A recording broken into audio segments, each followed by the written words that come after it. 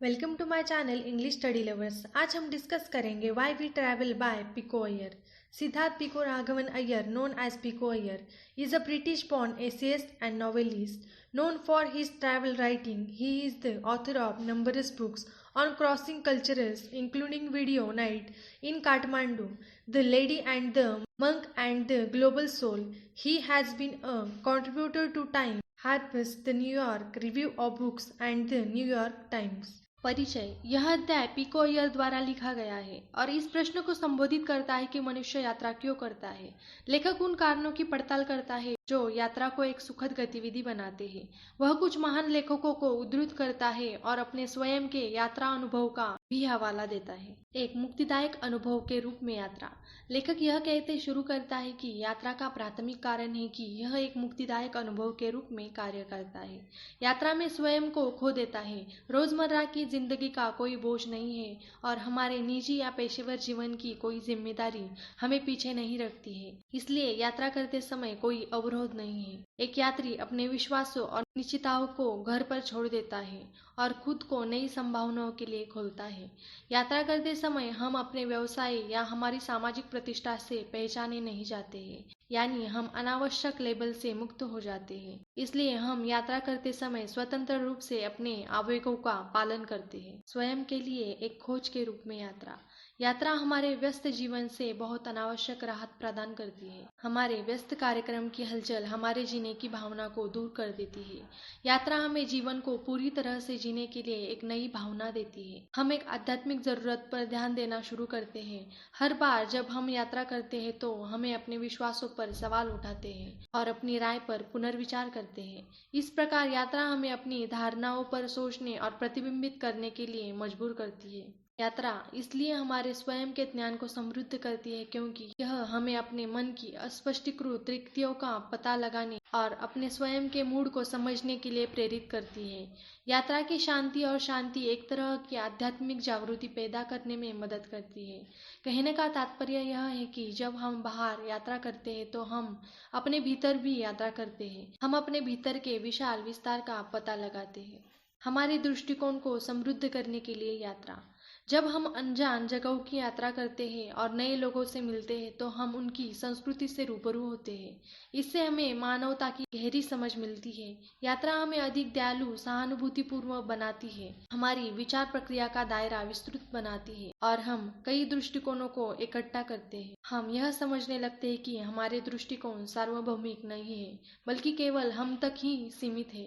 लेखक मार्सेल प्राउड्स के शब्दों का हवाला देते हुए, जिन्होंने ठीक ही कहा था कि यात्रा हमेशा नई जगहों पर जाने के बारे में नहीं है, बल्कि उन्हें नई आंखों से या केवल नए दृष्टिकोण से देखना है। दुनिया की वास्तविकताओं के लिए एक्सपोजर।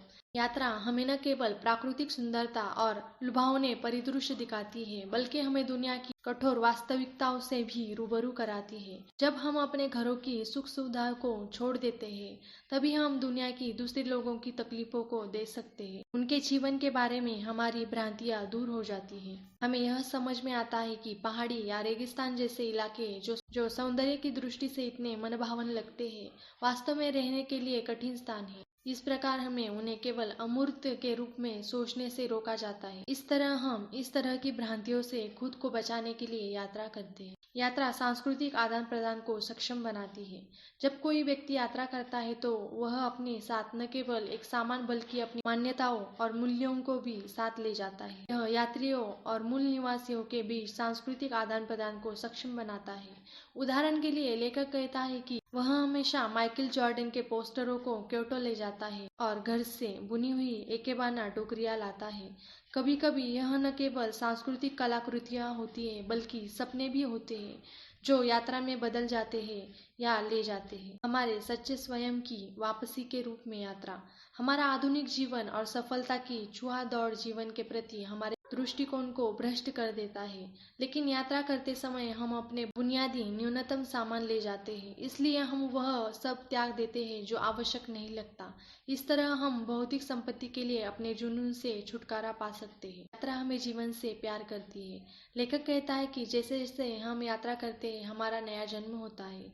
इससे उनका तात्पर्य है कि यात्रा हमें नए उद्देश्य और प्रेरणा देती है। हम जीवन की सराहना करने लगते हैं। साथ ही यात्रा बच्चे को एक यात्री के रूप में सामने लाती है। इस प्रकार यात्रा का अनुभव हमें निर्दोष आंखें देता है, जिसके साथ हम दुनिया को नए और नए सिरे से देखते हैं। लेखक का मानना है कि हर बार जब वह किसी दौर के बाद लौटता है तो वह उस जगह के बारे में सोचता रहता है और तस्वीरों और अपनी डायरी प्रविष्टियों के माध्यम से उस पर फिर से विचार करता है। ठीक उसी तरह जैसे प्यार में व्यक्ति एक रास्ता पर साहसिक हमारे घरों की सीमा जीवन को नीरस और नीरस बना देती है। यात्रा हमें रोमांच और रोमांच प्रदान करती है, जो हमें उत्साहित करती है। महान लेखक अल्बर्ट कैमस के शब्दों में, यात्रा को जो मूल्य देता है वह भय है, और यह डर हमें अधिक सतर्क और सक्रिय रहने की मांग करता है। स्थिरता पर सवाल खड़ा करती है। यात्रा के दौरान एक व्यक्ति कई जगहों पर जाता है और कई लोगों से मिलता है। वह विभिन्न स्थानों और उसके लोगों के कुछ तत्वों का अवशोषित करता है, इसलिए किसी की पहचान निश्चित या एक वचन नहीं रहती है। यह यात्री विभिन्न भाषाओं और संस्कृतियों की पहचान का एक जिज्ञासु मिश्रण प्राप्त करता है। लेखक सर थॉमस ब्राउन को उद्बोध करते हैं, जिन्होंने कहा था कि हम अपने भीतर उन अजूबों को लेकर चलते हैं जिन्हें हम अपने बिना चाहते हैं। इसका तात्पर्य यह है कि हम अपने भीतर बहुत से लोगों को लेकर चलते हैं और कोई भी इंसान एक विलक्षण पहचान तक सीमित नहीं है। इस तरह पिकोयर ने निष्कर्ष निकाला है कि मानव मन को सक्रिय रखने के लिए यात्रा करना आवश्यक है। यह रोजमर्रा की जिंदगी की उबाऊ दिनचर्या के कारण आत्मा को थकने से रोकता है। यह हमारे पूर्वाग्रह पर नियंत्रण रखता है। यात्रा हमें याद दिलाती है कि दुनिया बहुत विशाल और जटिल है, ठीक उसी तरह जैसे मानव आंतरिक स्व का विशाल विस्तार। जीवन को दिलचस्प बनाए रखने के लिए और उत्साह को कभी फीका न होने के लिए यह महत्वपूर्ण है कि व्यक्ति जागरूक, ग्रहणशील और दुनिया का सामना करने के लिए अपनी सभी विचित्रता और अपरिचितता के लिए तैयार रहे।